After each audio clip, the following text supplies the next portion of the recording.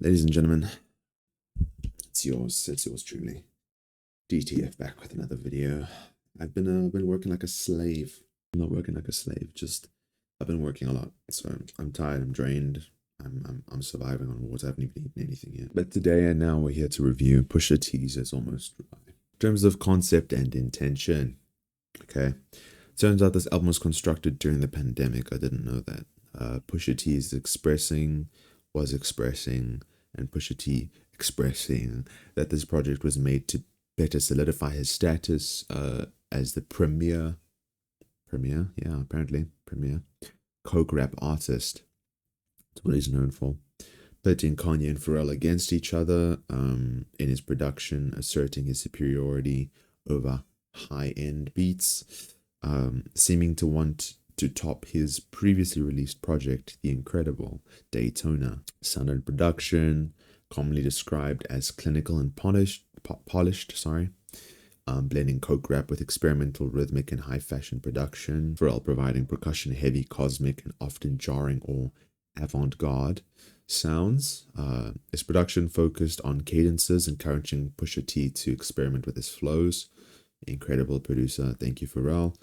Kanye's production is characterized by what they, and I quote, describe as chipmunk soul, samples, and grittier stripped backbeats. Did I read that right?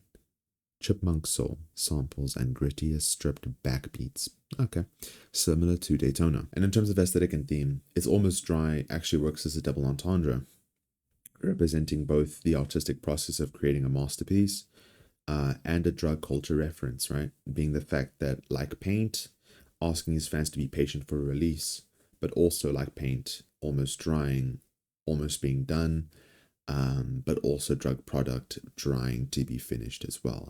I don't know if that sentence made sense. I sincerely apologize. I hope you understand the sentiment there. In terms of my favorite songs, number 3 we have I Pray For You. I never would have thought I would have hear. You can see the tightness on my face. Damn it. I never would have thought I'd heard. I never would have thought that I would hear a Labyrinth feature on a Pusha T song. There we go. But an incredible job. A very beautiful song. Incredible outro. Very good sentiment as well. That's all I have to say. A very good song. Number 2, we have Just So You Remember. The grit and seething expression through the lisping and emphasis on some of the bars gives this sinister aggression feel. And it's what we know Pusha T for, and I've never gotten sick of it. Just, dude knows what he's doing. I loved it so very much. But at number 1, we have Let the Smokers Shine the Coops. The production on that song, one of the best produced tracks. Super heavy, raspy, bass-full sound that I think just works as a very good highlight to describe this project as a whole. In terms of how it's aged publicly, exceptionally well. A highly acclaimed project that many believe showcased his maturity as an artist, standing as a creative peak that defied typical hip-hop ageism, selling 55,000 units first week, reaching number 1 on the Billboard 200. Now, in terms of personally, here comes the switch up, y'all. It was too blendy for me. In terms of what I was expecting from 3 highly acclaimed artists, Kanye, Pharrell, don't give me update nonsense right now, laptop. Kanye, Pharrell, Pusha T himself. This project didn't fully live up to the hype. It was all too blendy, too similar, not going to lie. I enjoyed the unique angles. I enjoyed finding out which tracks or guessing which tracks were produced by Kanye or Pharrell. But it didn't live up. I just think it lacked concept between each of the songs. Like, they had concept. It's just the execution was too similar. It wasn't insane for me.